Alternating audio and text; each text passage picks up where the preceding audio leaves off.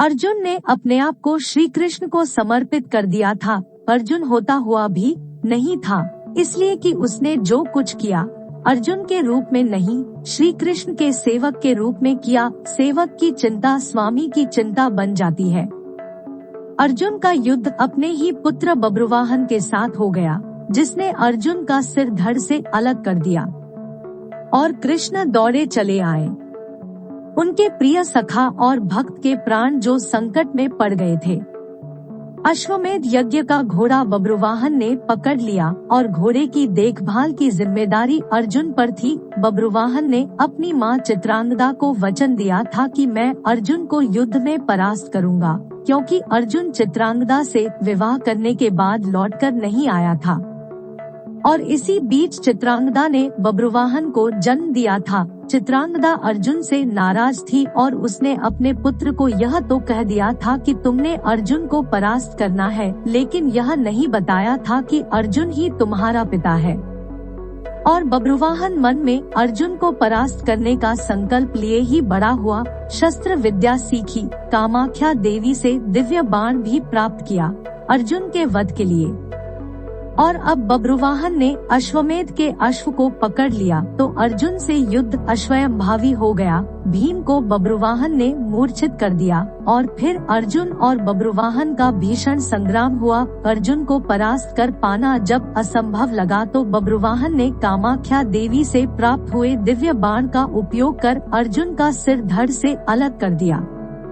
श्री कृष्ण को पता था कि क्या होने वाला है और जो कृष्ण को पता था वही हो गया।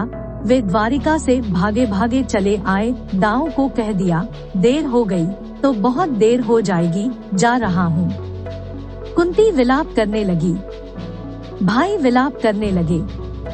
अर्जुन पांडवों का बल था, आधार था, लेकिन जब अर्जुन ही न रहा तो जीने का क्या लाभ। माँ ने कहा, बेटा तुमने बीच मजार में यह धोखा क्यों दिया। माँ बच्चों के कंधों पर इस संसार से जाती है और तुम मुझसे पहले ही चले गए। यह हुआ कैसे, यह हुआ क्यों। जिसके सखा श्री कृष्ण हो, जिसके सारथी श्री कृष्ण हो, वह यो निष्प्राण धरती पर नहीं लेट सकता।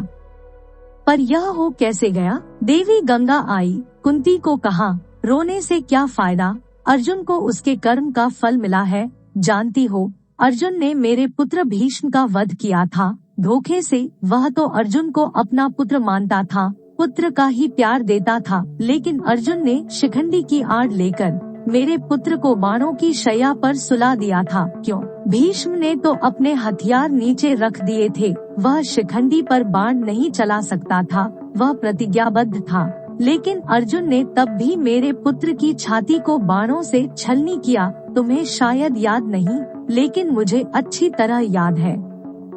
तब मैं भी बहुत रोई थी। अब अर्जुन का सिर धड़ से अलग है। बब्रुवाहन ने जिस बाण से अर्जुन का सिर धड़ से अलग किया है, वह कामाख्या देवी माध्यम से मैंने ही दिया था। अर्जुन को परास्त कर पाना बब्रुवाहन के लिए कठिन था। आखिर उसने मेरे ही बाण का प्रयोग किया और मैंने अपना प्रतिशोध ले लिया। अब क्यों रोती हो कुंती। अर्जुन ने मेरे पुत्र का वध किया था और अब उसी के पुत्र ने उसका वध किया है। अब रोने से क्या लाभ। जैसा उसने किया वैसा ही पाया। मैंने अपना प्रतिशोध ले लिया। और प्रतिशोध शब्द भगवान श्री कृष्ण ने सुन लिया। हैरान हुए। अर्जुन का सिर धड़ सा अलग था और भीष्म की माँ अर्जुन का सिर धड़ से अलग किए जाने को अपने प्रतिशोध की पूर्ति बता रही है। श्री कृष्ण सहन नहीं कर सके। एक नजर भर अर्जुन के शरीर को, बुआ कुंती को, पांडु पुत्रों को देखा, बब्रुवाहन और चित्रांगदा को भी देखा। कहा, गंगा मैया आप किससे किससे प्रतिशोध की बात कर रही है। बुआ कुंती से, अर्जुन से, या फिर एक माँ से। माँ कभी माँ से प्रतिशोध नहीं ले सकती। माँ का हृदय एक समान होता है, अर्जुन की माँ का हो या भीष्म की माँ का। आपने किस माँ प्रतिशोध लिया है। गंगा ने कहा, वासुदेव। अर्जुन ने मेरे पुत्र का उस समय वध किया था जब वह निहत्था था। क्या यह उचित था। मैंने भी अर्जुन का वध करा दिया उसी के पुत्र से। क्या मैंने गलत किया। मेरा प्रतिशोध पूरा हुआ। यह एक माँ का प्रतिशोध है।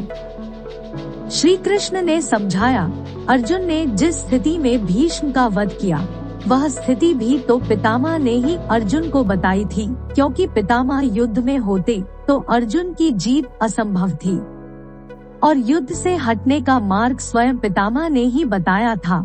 लेकिन यहाँ तो स्थिति और है।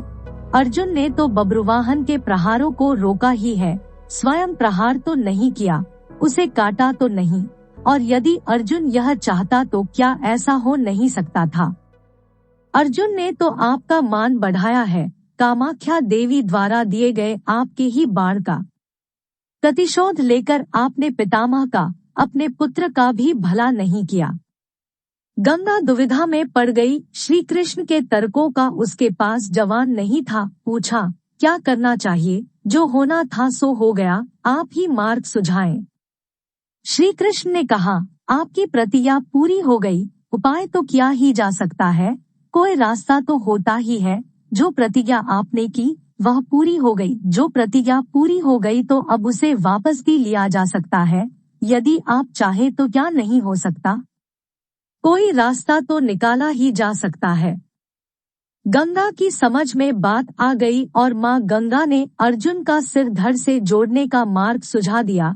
यह कृष्ण के तर्कों का कमाल था, जिस पर श्री कृष्ण की कृपा हो, जिसने अपने आप को श्री कृष्ण को सौंप रखा हो, अपनी चिंताएं सौंप दी हो, अपना जीवन सौंप दिया हो, अपना सर्वस्व सौंप दिया हो। उसकी रक्षा के लिए श्री कृष्ण बिना बुलाए चले आते हैं। द्वारिका से चलने पर दाऊ ने कहा था, कान्हा, अब अर्जुन और उसके पुत्र के बीच युद्ध है, कौरवों के साथ नहीं, फिर क्यों जा रहे हो? तो कृष्ण ने कहा था, दाऊ, अर्जुन को पता नहीं कि वह जिससे युद्ध कर रहा है वह उसका पुत्र है, इसलिए अनर्थ हो जाएगा और मैं अर्जुन को अकेला नहीं छोड़ सकता। भगवान और भक्त का नाता ही ऐसा है, दोनों में दूरी नहीं होती और जब भक्त के प्राण संकट में हो तो भगवान चुप नहीं बैठ सकते।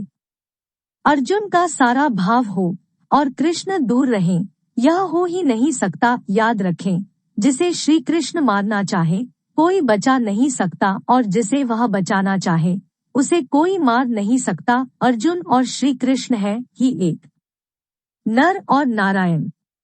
आपसे अनुरोध है, अगर कहानी पसंद आई हो तो चैनल को सब्सक्राइब करें।